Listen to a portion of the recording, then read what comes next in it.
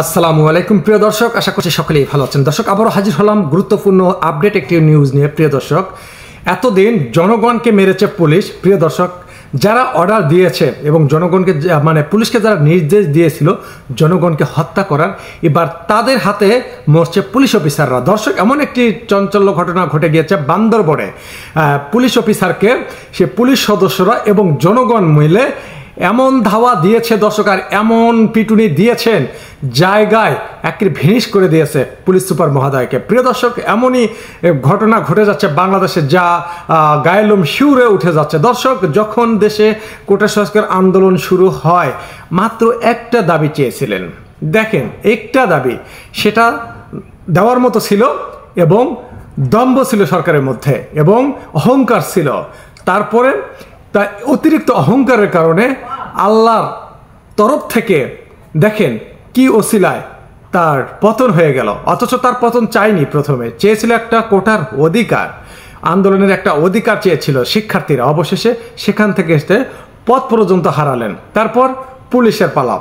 এখন অনেক পুলিশ সদস্য চাকরি ছেড়ে দিয়ে আসতেছেন এবং অনেক পুলিশের উপর হামলা করেছেন জনগণে। এই পর্যন্ত 450-এরও বেশি থানায় হামলা করেছে এবং অনেক পুলিশ মারা পড়েছে, আবার অনেক পুলিশ আহত। এখন পুলিশ ভিডিও কলে লাইভে এসে কান্না করছে আর বলছে, আমাদেরকে বাঁচান, আমাদেরকে বাঁচান। কাকে বলছে? জনগণকে বলছে আমাদেরকে বাঁচান। বিএনপি, জামায়াত, শিবির এদেরকে বলছে, ভাই আমাদের তো আর রক্ষা নেই, আমাদেরকে জীবন ভিক্ষা দিন, আমাদেরকে বাঁচান। দর্শক, যখন পুলিশের মধ্যে প্ল্যান ছিল ভারত থেকে ভাড়াটে পুলিশ নিয়ে এসে জনগণের উপর নির্বিচারে যখন গুলি করে হত্যা করা হয়েছিল, তখন তো তোমরা ভিডিও কলে আসোনি, তখন তো তোমরা চাকরি ছেড়ে দেওয়ার কোনো প্রয়োজন মনে করনি, চাকরি ছেড়ে দাওনি, জনগণকে এই তথ্য দেওনি। দেওয়ার তো দরকার ছিল, অনেকে মিডিয়া ছিল, মিডিয়াতে তথ্যগুলো তো দেওয়ার দরকার ছিল, তোমরা জানাওনি। তোমরা বেতন নিবা, পকেটে ভরাবা আর খাবা, জনগণের কষ্টের টাকা, গায়ের ঘামের টাকা চুচে চুচে খাবা। এখন কেন কেঁদে কেঁদে বলো যে আমাকে মাফ করে দাও? হ্যাঁ, মাফ? দুনিয়ার ধার দুনিয়াতে শোধ। নির্বিচারে যে শিশু, বাচ্চা, মহিলা, পুরুষ, অনেক মানুষকে নির্বিচারে দূর থেকে বুকে গুলি করে হত্যা করেছিস। পায়ে গুলি করা যেত না? হ্যাঁ, তোদেরকে অর্ডার দিয়েছিল হল চোখে আর মুখে গুলি করার, আর মাথায় সবচাইতে বেশি গুলি করেছিস চোখে, মাথায় আর বুকে। কুলঙ্গার তোরা।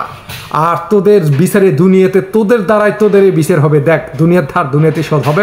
প্রিয় দর্শক, অবশেষে সেই পুলিশ অফিসারকে অফিসেই পুলিশ সদস্যরা দাবড়ে ধরে এবং জনগণ মিলে কঠিন ধোলাই দিয়েছে। দর্শক, তার শরীরের 12টা একেবারে বাজিয়ে দিয়েছেন, কারণ তারা বলছে এই পুলিশ অফিসারদের জন্য আজ আমরা জনগণের উপর হামলা করেছি, গুলি চালিয়েছি, মানুষকে নির্বিচারে দুনিয়া থেকে বিদায় করে দিয়েছি।